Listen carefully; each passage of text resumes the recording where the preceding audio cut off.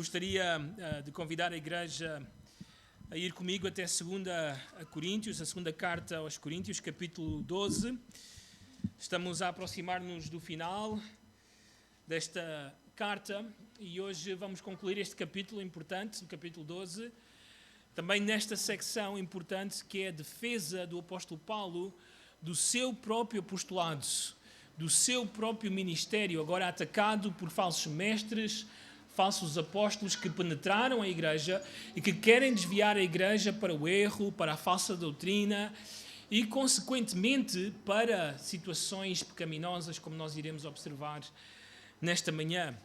Mas vamos ler juntos, vamos até à segunda carta, capítulo 12, a partir do versículo 19 até o versículo 21. E passo então a ler este texto. Há muito pensais que nós, ou que nos estamos, melhor dito, desculpando convosco, falando em Cristo perante Deus, ou falamos em Cristo perante Deus, e tudo, amados, para vossa edificação. Temo, pois, que indo ter convosco, não vos encontre na forma em que vos quero, e que também vós me acheis diferente do que esperáveis, e que haja entre vós contendas, invejas, iras, porfias, detrações, intrigas, orgulho e tumultos. Receio que, indo outra vez, o meu Deus me humilhe no meio de vós, e eu venha a chorar por muitos que, outrora, pecaram e não se arrependeram da impureza, prostituição e lascívia que cometeram.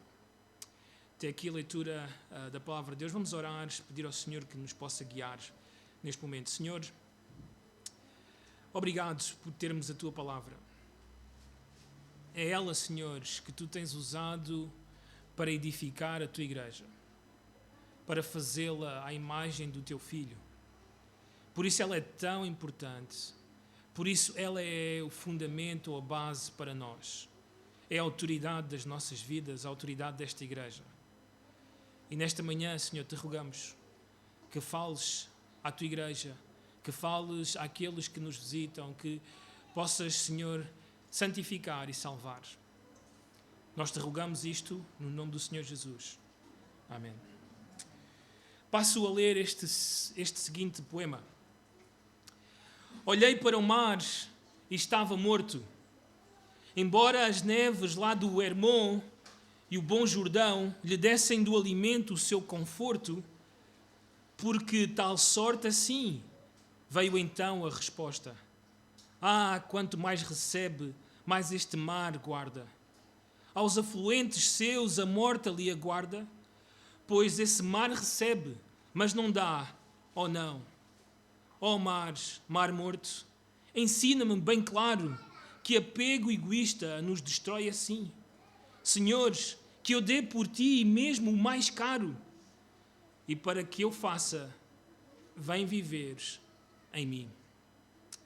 Este é um poema que aparece na revista do Colégio Chapman e que reflete um ensino que há alguns bons anos atrás, eu lembro-me bem de aprender numa disciplina de geografia bíblica, lá no seminário na Argentina. Foi uma das verdades espirituais que mais tocou o meu coração.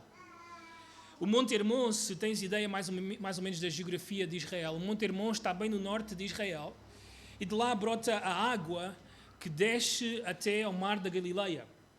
Estando ali no Mar da Galileia, o Mar da Galileia escoa essa água pelo Rio Jordão, que vai descendo toda a terra da Palestina e chega até ao Mar Morto, onde esta água acaba morta, onde simplesmente fica estancada, onde não existe vida.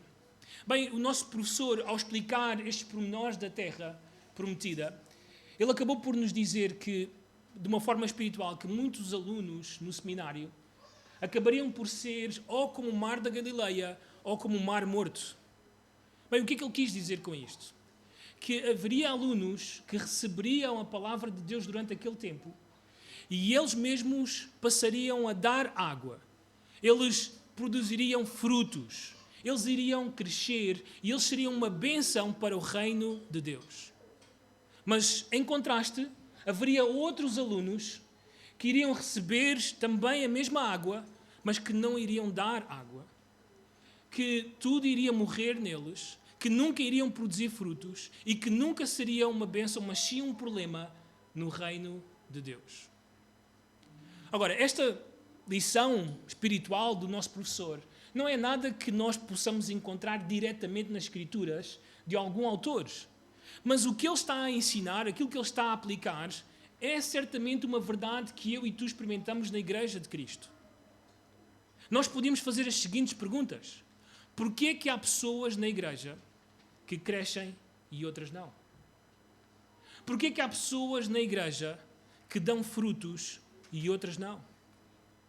Porquê é que há pessoas na Igreja que são uma bênção para a Igreja e outras não? Qual é a resposta a estas questões? Bem, a nossa proposta, aquilo que nós queremos fazer nesta manhã, é trazer-vos uma resposta exata, ou dar-vos a razão pela qual estas coisas acontecem. E existe este contraste na Igreja de Cristo.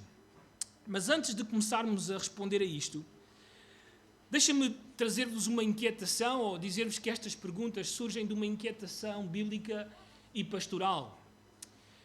A Bíblia ensina-nos que a Trindade está a trabalhar, ou ela mesma determinou, edificar a Igreja de Cristo. Todos nós nos lembramos desta frase do Senhor Jesus, o Filho de Deus, que Ele iria edificar sobre esta pedra a sua Igreja e que o inferno, as portas do inferno, não iriam prevalecer contra ela. Então o Senhor Jesus prometeu isto. Eu vou edificar a minha Igreja. Bem, o Pai também tem algo a dizer sobre isto. Vejam comigo, vamos até à segunda carta de Pedro, 2 Pedro, capítulo 2.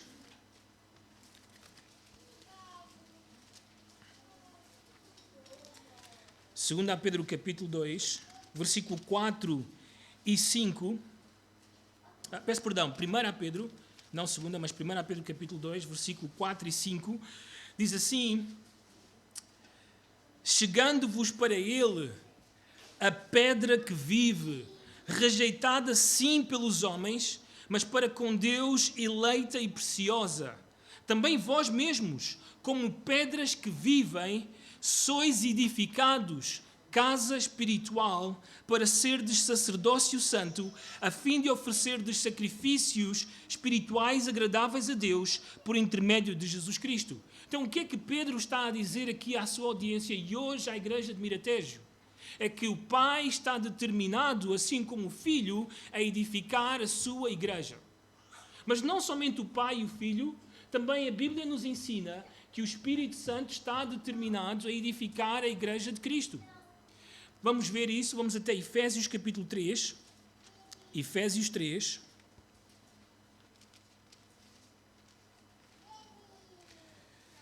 Efésios 3, versículo 16. Efésios 3, versículo 16. Passo a ler, diz assim: para que, segundo a riqueza da sua glória, vos conceda que sejais fortalecidos com poder, algumas versões dizem edificados com poder, mediante o seu Espírito no homem interior. Então também o Espírito Santo é um veículo ou um meio pelo qual o Senhor irá edificar a sua Igreja.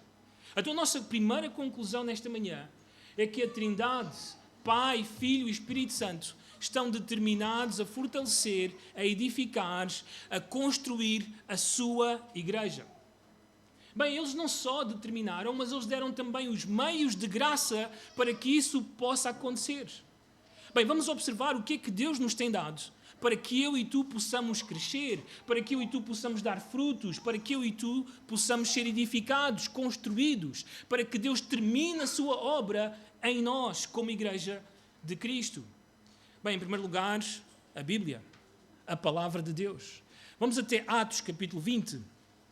Atos capítulo 20. E observem comigo como o apóstolo Paulo chama estes pastores para uma despedida. E aquilo que ele tem a dizer a estes pastores é que há algo que eles têm nas mãos que pode edificar a Igreja de Cristo.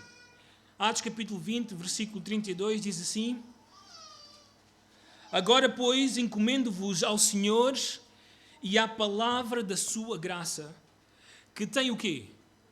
poder, em outras palavras, que é dinamite, para vos edificar e dar herança entre todos os que são santificados. Nós podemos fazer aqui uma rápida aplicação e dizer que o que está a acontecer neste momento, a pregação desta palavra, aquilo que fazes em casa, ou quando lês a tua Bíblia, ou quando ouves uma pregação, é Deus a edificar a tua vida. É Deus a dar-te crescimento espiritual, é Deus a levar-te a que possas dar fruto para Ele. É isso, a Bíblia serve para isso. É o poder de Deus para isso. Mas não somente a Bíblia. Deus salvou pessoas e Deus deu a essas pessoas dons espirituais para que elas possam edificar o corpo, para que elas possam edificar a igreja. Então nós podemos dizer que Deus dá-nos a sua palavra e Deus dá-nos dons espirituais para a edificação da sua igreja. Vamos até 1 Coríntios capítulo 14. 1 Coríntios capítulo 14.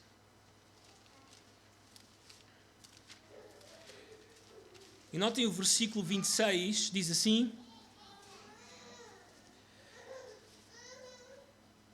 que fazer, pois, irmãos? Quando vos reunis, um tem salmo, outro doutrina, este traz revelação, aquele outra língua, e ainda outro interpretação. Seja tudo feito para quê? Edificação. Deus dá dons espirituais à sua igreja para a edificação da sua igreja. Mas não somente a Bíblia, não somente os dons espirituais, mas também a própria igreja. Eu e tu. Deus nos colocou aqui para que nós pudéssemos edificar-nos uns aos outros. Observem isso. Vamos até Judas, penúltima carta do Novo Testamento, Judas. E notem comigo o versículo 20. Judas 20.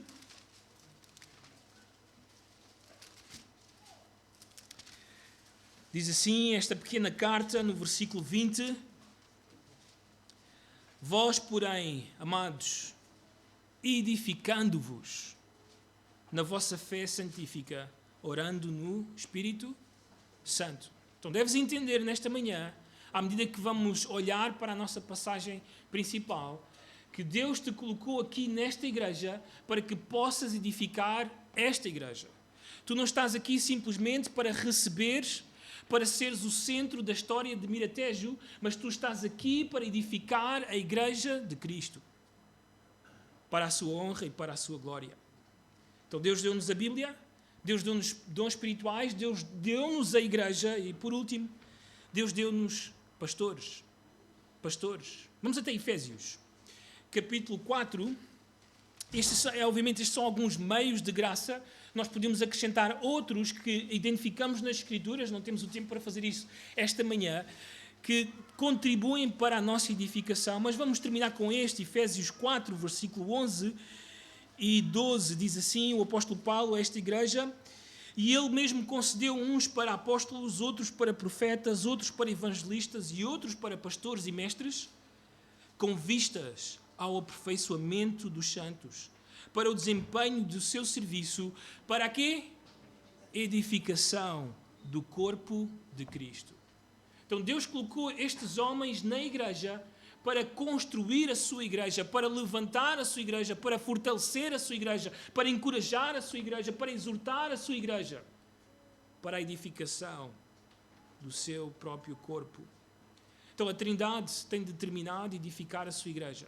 A Trindade deu-nos tudo o que nós precisamos para edificar a sua igreja. Então nós não podemos esperar outra coisa, senão ver os homens que Ele coloca na igreja fazerem isso.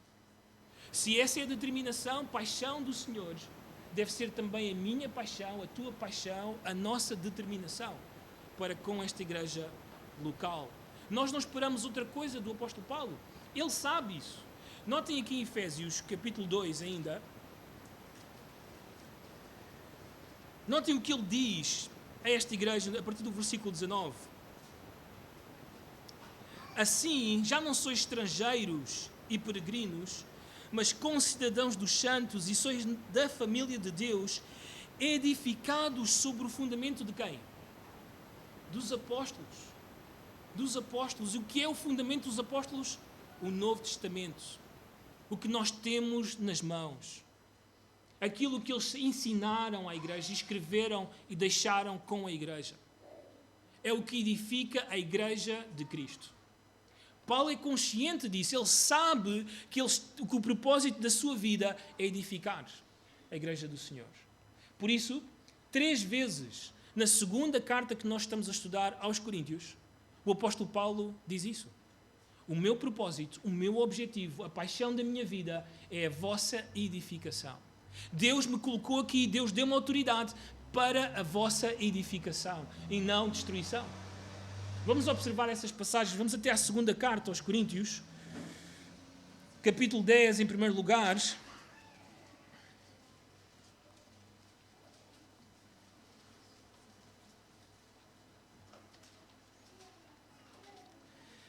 Versículo 8, também 2 Coríntios capítulo 10, versículo 8, diz assim: porque se eu me gloriar um pouco mais a respeito da nossa autoridade, a qual o Senhor nos conferiu, para quê? Edificação, e não para destruição vossa, não me envergonharei. Não me envergonharei. Vamos até ao capítulo 13. Novamente, agora o versículo 10, o apóstolo Paulo diz o seguinte: portanto, escrevo estas coisas, estando ausente, para que, estando presente, não venha a usar de rigor segundo a autoridade que o Senhor me conferiu. Para quê? Edificação e não para destruir. Então este é o objetivo do apóstolo Paulo, que é a edificação da igreja. É algo que eu diria principal no parágrafo que nós estamos a analisar esta manhã. Vamos até ao capítulo 12 e notem comigo, no versículo 19, o apóstolo Paulo a dizer isto: há muito pensais que nos estamos desculpando convosco. Falamos em Cristo perante Deus e todas as coisas, tudo o que nós temos feito, todo o nosso ministério, a vida que nós demos por vocês, diz ele aqui, ó amados, para a vossa quê? Edificação. Este era o objetivo, a meta. Esta palavra, edificação, significa o seguinte: é o ato de avançar algo para a sua plenitude ou terminação, entendido como o processo de ajudar na construção de um edifício ainda incompleto. Então, aquilo que o apóstolo Paulo está a fazer é ser parte deste processo de construir o edifício de Cristo até à sua plenitude, até à sua terminação. Esse é o grande objetivo do apóstolo. Por isso ele tem frases na Bíblia como: eu sofro dores de parto até Cristo ser formado em vós. É o grande objetivo dele. Que a igreja chegue a ser como o Filho de Deus. Que a igreja chegue à sua plenitude, à sua maturidade, a ser como o Senhor Jesus. Então esta é a preocupação do apóstolo Paulo, a edificação da igreja. E eu não tenho dúvidas. É a minha preocupação. E eu não tenho dúvidas. É a tua preocupação. Quem não quer ver a sua igreja crescer? Quem não quer ver a sua própria vida dar frutos espirituais? Quem não quer isso? Então a nossa proposta nesta manhã é 3 barreiras para a edificação da igreja. 3 barreiras para a edificação da igreja. É uma frase que não está bem escrita também. Se vocês puderem mudar aí, seria mais 3 barreiras que impedem a edificação da igreja. Está bem? 3 barreiras que impedem a edificação da igreja. Mas não 3 barreiras para a edificação da igreja ou de uma igreja. Depois também podem mudar aí nos outros slides, também um pequeno título que está aí. 3 barreiras que impedem a edificação da igreja. Nós podemos fazer as mesmas questões, ou parecidas, semelhantes àquelas que já fizemos no início, na introdução deste sermão. O que é que impede a edificação de uma igreja? O que é que impede que ela seja construída? O que é que está a impedir que uma igreja cresça e dê frutos para o Senhor? Então, nesta manhã, nós queremos dar respostas a isto, do qual ou das quais eu e tu fazemos parte. E devemos analisar as nossas próprias vidas e perceber se há algo em nós que está a impedir a edificação desta igreja, desta família do Senhor. Então, em primeiro lugar, qual seria a primeira barreira que impede a edificação ou o crescimento espiritual de uma igreja? Uma liderança que ministra para agradar homens. Uma liderança que ministra para agradar homens. Notem comigo outra vez o versículo 19, esta primeira secção do versículo. Diz: há muito pensais que nos estamos desculpando convosco. Falamos em Cristo perante Deus. Sabem, uma das decisões mais importantes que alguém deve tomar no seu ministério é se essa pessoa vai agradar aos homens ou se ela vai agradar a Deus. Esta é uma pergunta importante. Parece óbvio para todos que quem vem servir a Cristo deve agradar a Deus, mas não é assim tão simples. É mais complexo do que vocês imaginam. Porque muitas vezes o servo de Deus vai estar diante de situações onde ele tem que decidir: eu vou agradar a Deus ou vou agradar aos homens? Lembro-me, em uma oportunidade, quando ainda o pastor Filipe estava connosco, ele era o pastor da igreja, e estávamos os dois a conversar aqui e de repente entrou uma senhora, que não era da nossa igreja, que tinha visitado já no domingo anterior, e ela queria aconselhar-se com o pastor Filipe. Ela sentou-se, ela contou a sua história, vinha do Brasil, os seus pais eram pessoas muito envolvidas na igreja de onde ela tinha saído, e ela estava em Portugal porque ela ia casar com um português, que ela tinha conhecido através da internet. E ela ia casar com este homem que não conhecia a Cristo, que não era salvo, e ela achava que ela podia fazer. Então o pastor Filipe começou a perguntar: e o que é que os teus pais disseram? Eles estão contra. Eles nem sequer vêm para este casamento. E ele perguntou: o que é que tu achas que a Bíblia diz sobre isto? Eu sei, já me disseram que não é certo. Então o que é que tu achas que eu te irei dizer? E eu achei muito interessante a forma subtil como ele guiou esta mulher a ela entender que aquilo que ele podia dizer, aquilo que ele devia fazer com ela, era simplesmente mostrar que ele está para agradar a Deus e para dizer a verdade de Deus, mesmo que isso lhe custe o preço de não ver mais essa mulher, de ela não voltar mais à igreja, de ela não querer ser parte desta igreja. Temos que decidir se vamos agradar aos homens ou a Deus.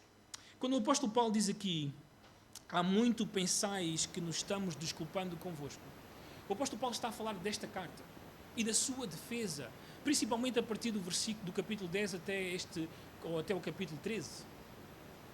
O apóstolo Paulo está a trazer à luz o pensamento de muitos coríntios que se colocam na cadeira de Moisés ou no banco do juiz e querem que o apóstolo Paulo apresente a sua defesa para que eles, como juízes, decidam se o apóstolo Paulo está certo ou se os falsos mestres estão certos. O apóstolo Paulo diz: para aí um pouco. Eu não estou a pedir à igreja de Corinto que me julgue, que seja o meu juiz. Eu não estou a pedir desculpas à igreja pelo ministério que eu fiz, pelas coisas que eu escrevi aqui. Não é isso que está em cima da mesa. Pelo contrário, o que é que ele diz a seguir? Nós falamos em Cristo e perante quem? Deus. Então ele mostra claramente que o juiz do seu ministério, que o juiz da sua vida é só o próprio Deus. O próprio Deus. Bem, isto é algo muito importante para todos nós, não só para os servos de Deus. Paulo quer mostrar que o seu ministério, a sua vida, tudo aquilo que ele fez foi, em primeiro lugar, em Cristo. Em Cristo. Esta é uma expressão muito importante para nós. Porque esta expressão significa posição, significa identidade, significa unidade, significa relação. Bem, o que é que o apóstolo Paulo nos está a dizer? Que à medida que ele foi fazendo o seu ministério, era muito óbvio para as pessoas que ele era um crente, que ele era um filho de Deus. Era muito óbvio para as pessoas que ele se identificava com Cristo. Era muito óbvio para as pessoas que ele sempre falava de Cristo, que ele exaltava a Cristo, que ele queria proclamar a Cristo. Ele estava em Cristo, ele tinha um relacionamento com Cristo, ele andava com Cristo. Então ele deixa bem claro que todo o seu ministério, todas as suas decisões foram tomadas como um cristão, como um filho de Deus, que as pessoas identificaram como alguém que está verdadeiramente em Cristo. Mas não somente isso, também ao mesmo tempo alguém que está diante de Deus, perante Deus. Bem, o que é que o apóstolo Paulo nos está a dizer? Que na sua mente está a mesma verdade do salmista, do Salmo 139. Lembram-se desse salmo? Muito importante sobre a omnisciência, a omnipresença e a omnipotência de Deus. Bem, a partir do versículo 7, o salmista diz assim: para onde me ausentarei do teu espírito? Para onde fugirei da tua face? Se subo aos céus, lá estás. Se faço a minha cama no mais profundo abismo, lá estás também. Se tomo as asas da alvorada e me detenho nos confins dos mares, ainda lá me haverá de guiar a tua mão e a tua destra me susterá. Se eu digo, as trevas com efeito me encobrirão e a luz ao redor de mim se fará noite, até as próprias trevas não te serão escuras. As trevas e a luz são a mesma coisa para Deus. Então ele mostra claramente que ele sempre é consciente de que ele está diante de Deus no seu ministério. Está sempre na presença de Deus. Deus está sempre aqui. Deus conhece todas as coisas. Deus está presente em todos os lugares. Então o que é que ele nos está a dizer, sinceramente? Que ele é um homem que teme a Deus. Que ele só teme o julgamento de Deus. Que ele só teme o juízo de uma pessoa. Ele já deixou isso claro várias vezes. Vamos até o capítulo 2 desta carta. Capítulo 2 de 2 Coríntios.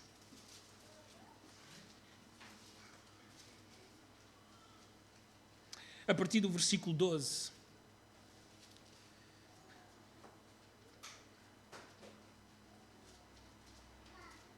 Vamos ler a partir do versículo 14, melhor dito, diz assim. Capítulo 2, versículo 14. Graças, porém, a Deus que em Cristo, novamente esta mesma expressão, em Cristo, identificado com Cristo, tendo um relacionamento com Cristo, sempre nos conduz em triunfo. E por meio de nós manifesta em todo lugar a fragrância do seu conhecimento. Porque nós somos para com Deus o bom perfume de Cristo, tanto nos que são salvos como nos que se perdem. Para com estes, cheiro de morte para morte, para com aqueles, aroma de vida para vida. Quem, porém, é suficiente para estas coisas? Porque nós não estamos como tantos outros, mercadejando a palavra de Deus. Antes, notem, novamente a mesma expressão, em Cristo é que falamos na presença de quem? De Deus. Com sinceridade e da parte do próprio Deus. Então é alguém que é consciente que à medida que vai ministrando, à medida que vai pregando, ensinando, fazendo qualquer coisa na obra de Deus, Deus está aqui e Deus conhece e vê todas as coisas. Notem o que é que ele disse aos Coríntios na primeira carta. Vamos até à primeira carta, capítulo 4.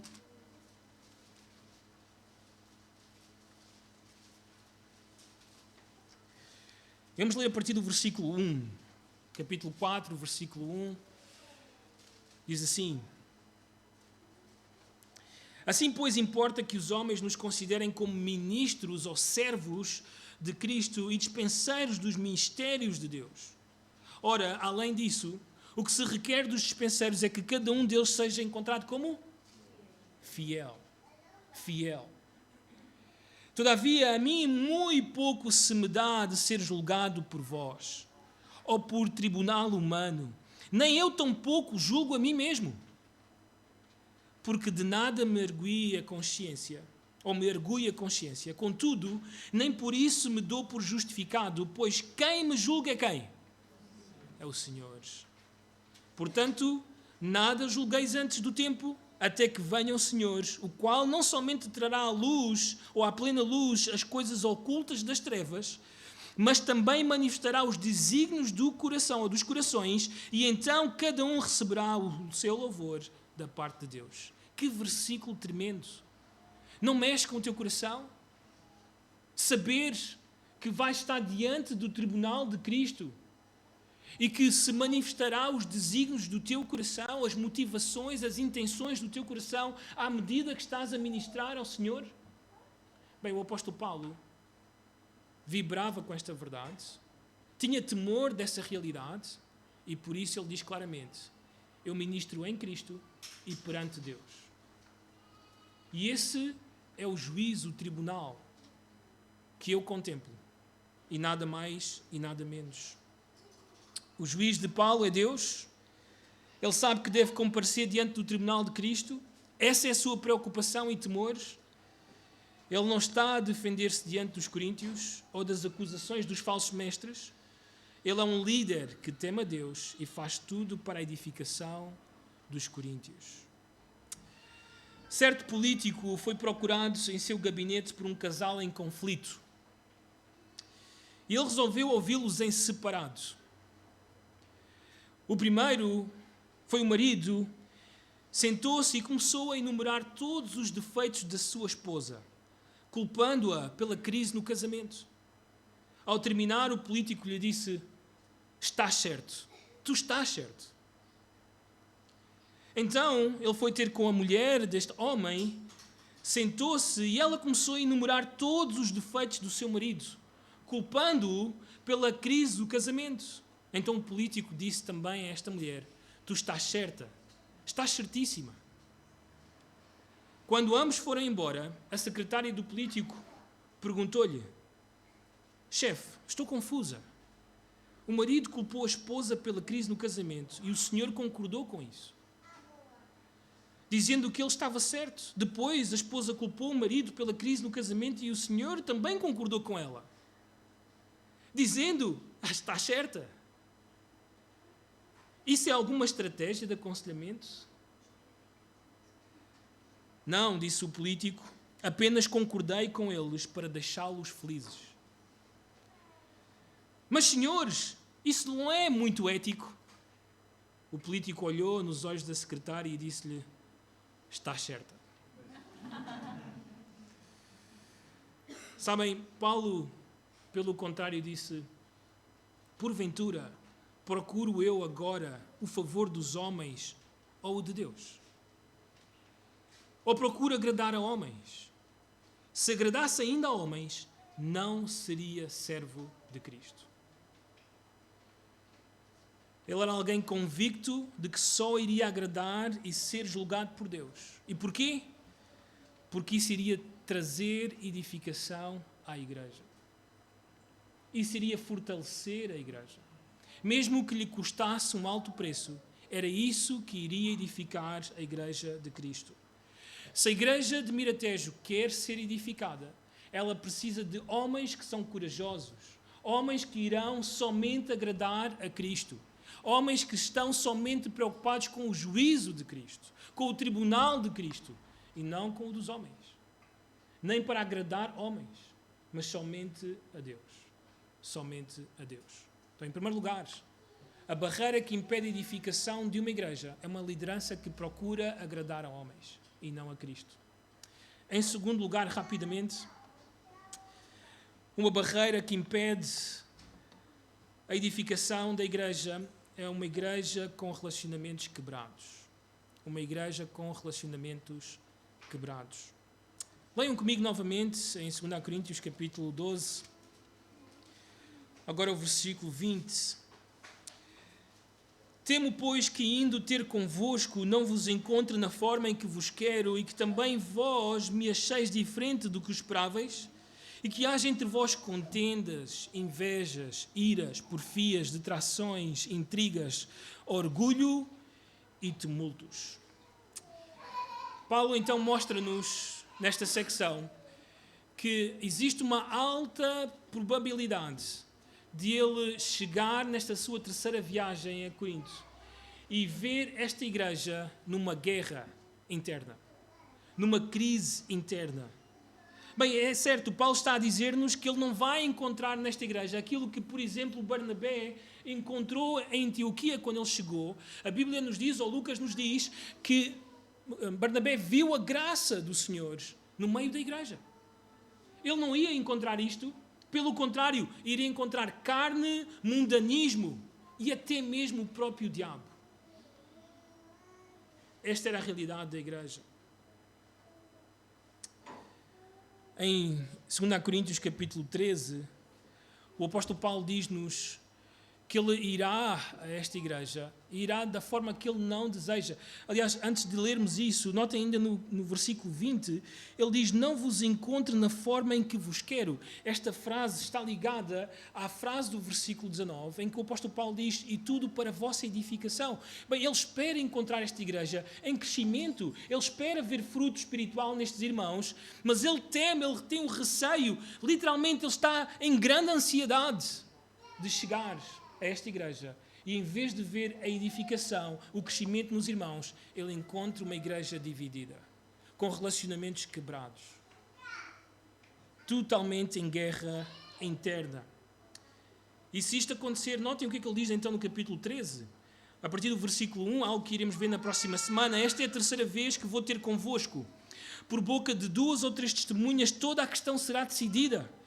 Já o disse anteriormente e torno a dizer, como fiz quando estive presente pela segunda vez, mas agora estando ausente, o digo aos que outrora pecaram e a todos os mais que se outra vez for, não os pouparei. Posto que buscais prova de que em mim Cristo fala, o qual não é fraco para convosco, antes é poderoso em vós. Então ele está a dizer que nesta próxima visita, se ele encontrar os irmãos nesta circunstância, ele não vai poupar esta igreja. Ele não vai poupar estes irmãos. E é o que ele diz, voltando ao versículo 20. Quando ele diz, não vos encontro na forma em que vos quero, e que também vós me acheis diferente do que esperáveis. Bem, o apóstolo Paulo está a dizer-nos que se ele vir estas coisas mundanas e carnais e diabólicas, ele vai ter que tirar o cajado, a vara do seu bolso. E ele vai ter que disciplinar esta igreja. Talvez até excomungá-la da irmandade das outras igrejas, porque é uma igreja que não está a glorificar a Cristo, que não serve para edificar a igreja de Cristo. É triste quando assim é numa igreja. Mas olhemos para o que o apóstolo Paulo teme encontrar nesta igreja. Notem, o versículo 20 ele diz, na parte final, e que haja entre vós contendas, invejas, iras, porfias, detrações, intrigas, orgulho e tumultos. De uma forma geral, eu e tu entendemos que esta igreja está dividida e que ela não mudou entre a primeira carta e esta segunda carta. Na primeira carta, no primeiro capítulo, o apóstolo Paulo diz que esta igreja está dividida pelo menos em 4 grandes grupos. Os que seguem a Cefas, os que seguem a Apolo, os que seguem a Paulo e outros que se dizem mais espirituais e seguem a Cristo. Há uma grande divisão na igreja e essa divisão nunca foi cancelada, ela continua, ela permanece na igreja. Quando nós lemos que Paulo tem esta expectativa, é isto que ele espera encontrar nesta igreja. E é interessante, nós podemos ir um pouco mais fundo, não ficar só numa primeira análise e perceber que existe não só relacionamentos quebrados, mas também vidas quebradas. Notem em primeiro lugar os relacionamentos quebrados. A palavra contendas, que aparece no versículo 20, significa conflitos amargos, desacordos acalorados e às vezes violentos.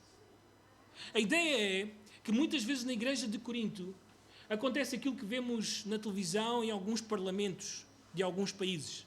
Políticos a dar batatadas uns nos outros. Era o que acontecia muitas vezes nesta igreja. Também diz iras no mesmo versículo, e estas iras significa fúria, raiva, sentimento de ira intensa.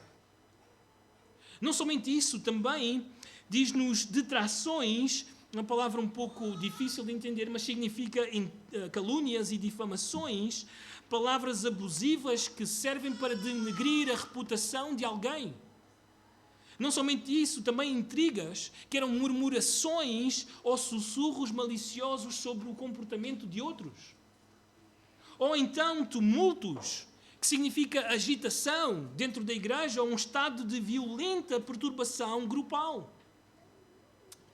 Lembro-me que há uns bons anos, quando estávamos nos Estados Unidos a visitar a igreja dos pais da Lance, conheci o pastor auxiliar desta igreja, o pastor Max, que ele vinha de uma outra igreja no mesmo estado de Wyoming. E começámos a conversar sobre a igreja de Miratejo, o que é que estava a acontecer, o que é que Deus estava a fazer aqui. E ele começou a contar também um pouco da sua história, de como é que ele chegou à igreja dos pais de Lancy. E eu fiquei com a história que ele me contou gravada na minha mente. Fiquei chocado.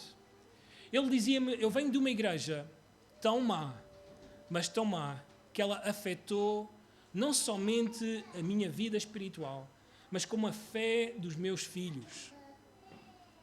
Ele disse que em algumas ocasiões, em várias ocasiões, a polícia teve que ser chamada a intervir nas reuniões da igreja.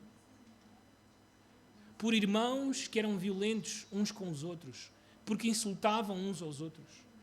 Ele conta até mesmo um episódio engraçado, em que a igreja tinha uma assembleia, e como já era normal em assembleias haver violência, ele levou vestido as vestes de um árbitro de luta livre. Eu também ri, mas é para chorar. Que uma igreja chegue a tal ponto. Que uma igreja sirva para isso. Para denegrir o Senhor e para denegrir o cristianismo em geral. Bem, Paulo diz, esta é a igreja de Corinto. Relacionamentos quebrados. Mas não só relacionamentos quebrados, vidas quebradas. Algumas destas palavras mostram que os corações destes irmãos estão totalmente quebrados, ruins, que talvez carecem da própria salvação em Cristo. Notem estas palavras que ele usa. É a palavra inveja, ou invejas, que é o desejo por algo que pertence a outro. Até mesmo aquilo que é inalcançável para essa pessoa. Eu vou dizer isto de uma forma engraçada, mas que mostra claramente como um coração é incorreto quando está na igreja. Quando há pessoas que querem vir cantar cá à frente e não têm a capacidade para o fazer, mas querem muito fazer, querem muito cantar na frente, e vêm e nós temos que tapar os ouvidos, porque é mau demais. E porquê é que eles fazem isso? Porque eles querem algo que não lhes pertence. Eles acham que a igreja, o palco aqui é uma plataforma para que eles mostrem alguma coisa. Mas essa não é a igreja do Senhor. Não serve para isso. Isso não edifica. Isso mostra um coração invejoso. Invejoso. Mas não somente invejas. Notem ainda esta palavra porfias, que é uma ambição egoísta, um forte impulso pelo sucesso pessoal, sem olhar a meios para chegar ao fim. Pessoas que estão na igreja e estão dispostas a tudo para serem importantes, para terem o primeiro lugar, para terem a primazia. E por último, orgulho, que é soberba. Literalmente, se houvesse uma tradução literal, seria cabeças inchadas. Cabeças inchadas. E a Bíblia diz que Deus resiste a estas pessoas. Deus resiste aos soberbos, mas dá graça aos humildes. Bem, palavras como humildade, unidade, serviço, suportar, paciência, estavam longe da vida dos coríntios. Relacionamentos quebrados, vidas quebradas, são uma barreira para a edificação da igreja. Por isso começámos este culto por ler o Salmo 133. Porque o Salmo 133 ensina-nos a importância da união da igreja para que nós possamos edificar-nos uns aos outros, para que possamos crescer espiritualmente. Então, se a tua vida, se a minha vida está quebrada, se nós não temos bons relacionamentos uns com os outros, não esperemos edificação do Senhor. Não esperemos que Deus vá fazer algo nas nossas vidas. Precisamos de arrepender-nos. Precisamos de ir ter com as pessoas com quem o nosso relacionamento está quebrado. Precisamos de arranjar os nossos corações se queremos ver as nossas vidas crescer, mudar, dar fruto e haver a nossa igreja na mesma situação. Então, o que é que vais fazer nesta manhã? Qual será a tua decisão? Em terceiro lugar e último lugar, terceiro impedimento ou barreira para a edificação da igreja. Uma igreja sem arrependimento dos seus pecados. Uma igreja sem arrependimento dos seus pecados. Versículo 21, voltando ao nosso texto, capítulo 12 de 2 Coríntios, diz assim: Receio que, indo outra vez, o meu Deus me humilhe no meio de vós, e eu venho a chorar por muitos que outrora pecaram e não se arrependeram da impureza, prostituição e lascívia que cometeram. A última barreira é uma igreja com membros que não se arrependem, que pecam e não se arrependem. Mais uma vez, Paulo usa a palavra receio, como usou no versículo 20 para Timo, que mostra a ansiedade, a preocupação, até mesmo perturbação do apóstolo Paulo em encontrar os irmãos neste estado. Bem, o que é que ele quer dizer quando ele diz, notem no versículo ainda 21, que ainda outra vez o meu Deus me humilha no meio de vós. O que é que ele quer dizer com isto? Que Deus o humilhe no meio deles. Eu concordo com as palavras deste autor, Beat, sobre isto. Ele diz o seguinte: não há nada que mais deixe prostrado um mestre cristão do que a apostasia daqueles a quem ele vê como fruto do seu labor e sua coroa de glória. Não há nada que deixe um pai ou uma mãe mais prostrados com grande tristeza no coração do que ver os seus filhos na ruína espiritual. Os coríntios eram cartas conhecidas e lidas por todos os homens, diz o apóstolo Paulo. Eram fruto do seu ministério. Eles eram simplesmente a glória daquilo que ele havia feito naquele lugar, mas não havia fruto espiritual. Não havia vida de Cristo neles. Não estavam a crescer. Tudo o que o apóstolo Paulo via era pecado e isto trazia grande dor ao seu coração.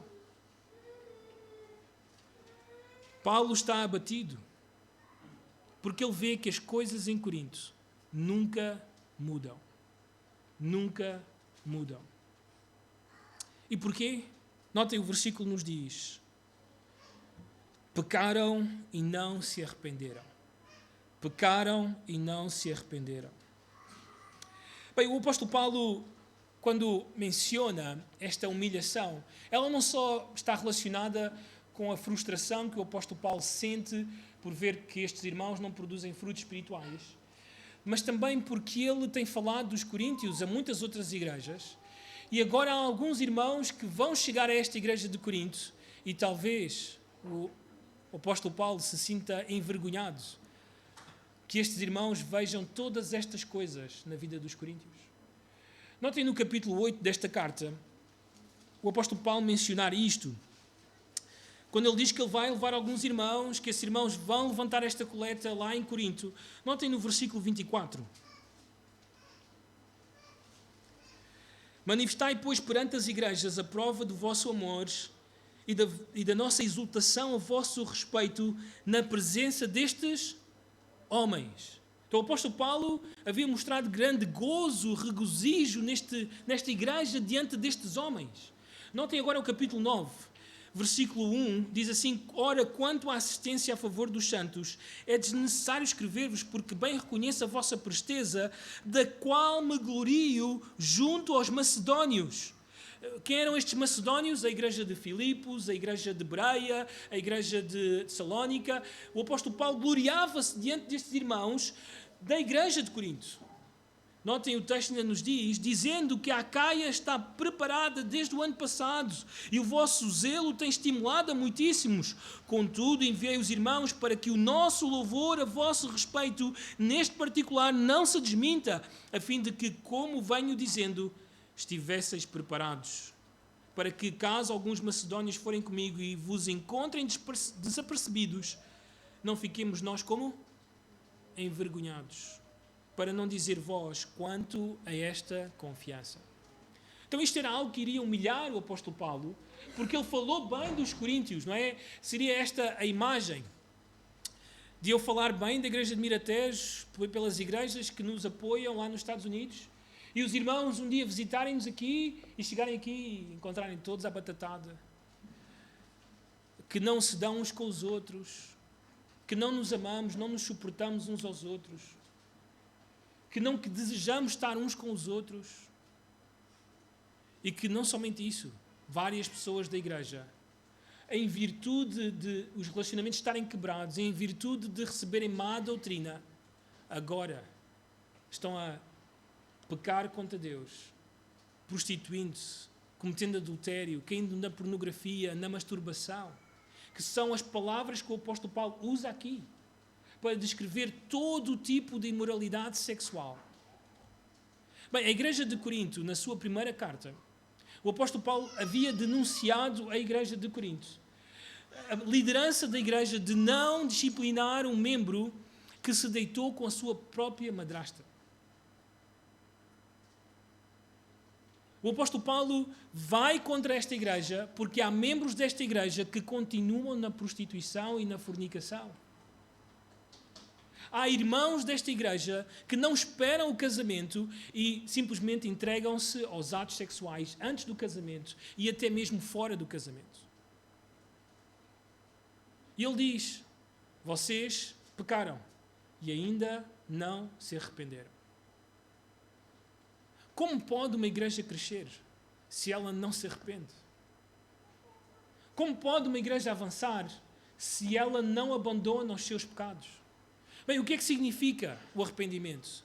Arrependimento significa algo, primeiramente, interno, no coração, uma mudança no meu coração, na minha mente, na minha forma de pensar, na minha forma de ver a vida. É uma mudança de paradigma que se vai ver no meu comportamento, nas minhas atitudes, nas minhas ações, nas minhas palavras, naquilo que eu faço no meu dia a dia. A tua pergunta para ti e para mim nesta manhã é: quantas coisas mudaram na nossa vida desde o dia em que encontramos a Cristo? Quantas coisas o Mário deixou de ser que ele era antes de encontrar a Cristo?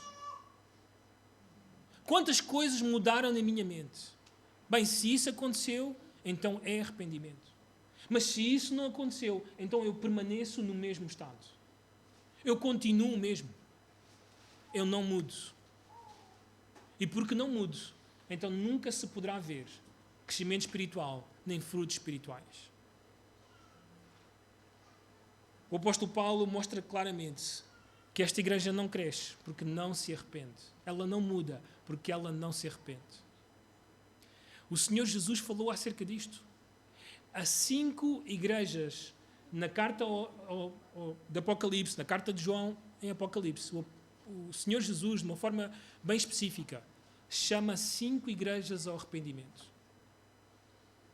Por coisas que estavam erradas, para que elas mesmas pudessem crescer e dar frutos. Então respondemos às perguntas que nós fizemos no início. Porquê é que há pessoas na igreja que crescem e outras não crescem? Porquê é que há pessoas que dão fruto espiritual e outras não dão fruto espiritual? Bem, em primeiro lugar, porque talvez há coisas na tua vida que não te arrependes, que não deixas para trás, que não confessas. E a Bíblia deixa claro: aquele que confessa e deixa alcançará a misericórdia. Mas aquele que encobre as suas transgressões jamais prosperará. Não irá crescer. Não te iludas, não te enganes a ti mesmo. Tu não cresces, a tua vida não muda se não deixas esses pecados para trás. E talvez seja porque tu tens relacionamentos quebrados nesta igreja, ou na tua família, ou na tua vizinhança, ou porque a tua própria vida está quebrada. Então, hoje é o dia do arrependimento. Hoje é dia de confessar isso a Deus, para que possas avançar e para que esta igreja se edifique. Para que o Senhor venha e nos dê aquilo que Ele próprio deseja dar-nos: edificação. Edificação. Vamos orar. Senhor, obrigado nesta manhã pela Tua palavra. Obrigado nesta manhã, Senhor, pela Tua verdade, difícil, mas essencial, importante para nós. Só podemos crescer, Senhor, se estivermos debaixo de uma liderança que quer agradar a Cristo. Só podemos crescer se arranjamos, se consertamos os nossos relacionamentos. Se temos relacionamentos saudáveis. Se temos vidas saudáveis. E, Senhor, só podemos crescer se temos deixado para trás o homem ou a mulher que éramos antes. Senhor, que a tua igreja esteja a crescer. E se ela não está a ser edificada, então precisamos de olhar para nós mesmos. E nesta manhã, como o apóstolo Paulo, diante de ti, em Cristo, nós nos arrependemos. Nós confessamos a nossa miséria. Nós confessamos aquilo que está errado em nós. E nós te rogamos o teu perdão, a tua restauração e o teu crescimento. Nós oramos assim no nome do Senhor Jesus. Amém.